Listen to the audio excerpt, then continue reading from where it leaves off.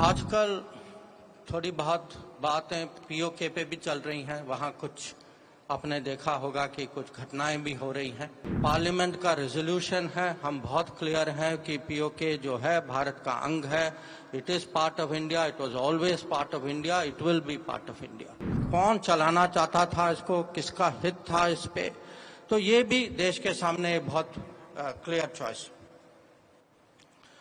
आजकल थोड़ी बहुत बातें पीओके पे भी चल रही हैं। वहाँ कुछ आपने देखा होगा कि कुछ घटनाएं भी हो रही हैं। अब मोदी सरकार जो है, हमारा मत इस पे बहुत स्पष्ट है। पार्लियामेंट का रेजोल्यूशन है, हम बहुत क्लियर हैं कि पीओके जो है भारत का अंग है। It is part of India, it was always part of India, it will be part of India.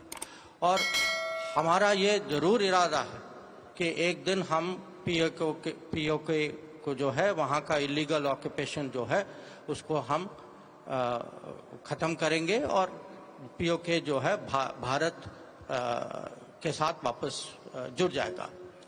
अब इस पे आप देखते हैं कि विपक्ष का जो सोच जो है वो बिल्कुल विपरीत दिशा में है। फारूक अब्दुल्ला साहब हमको याद दिलाते हैं कि नहीं पीओके की बात ही नहीं करिए क्योंकि पाकिस्तान के पास न्यूक्लियर वेपन्स है। अब न्यूक्लियर वेपन जो है, हम लोग जो हैं भारत के न्यूक्लियर वेपन्स पे गर्व रखते हैं। विपक्ष जो है पाकिस्तान का न्यूक्लियर वेपन्स को लगता है कि उसको ज्यादा अहमियत देते हैं। अगर मणिशंकर अय्यर हो या फारूक अब्दुल्ला हो, वो पाकिस्तान के न्यूक्लियर वेपन से इतना डरते हैं, उनको कहता कि वो तो सोचते हैं कि हमें पीओके में बात ही नहीं करनी चाहिए।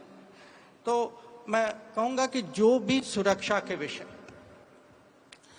हम जो हैं सीएए के पक्ष में है, हमारा इरादा है सीएए को आगे ले जाना।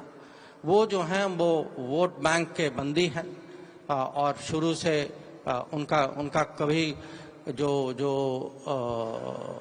पड़ोसी देश से जो माइनॉरिटीज जिनको भारत आना पड़ा, उनके लिए उनकी कभी चिंता नहीं थी। उनके साथ जो अन्याय हुआ है उसके बारे में कभी सोच नहीं थी। तो मैं आपको बहुत सारे उदाहरण दे सकता हूं कि सरकार और विपक्ष के बीच में सुरक्षा के विषय में क्या फर्क है।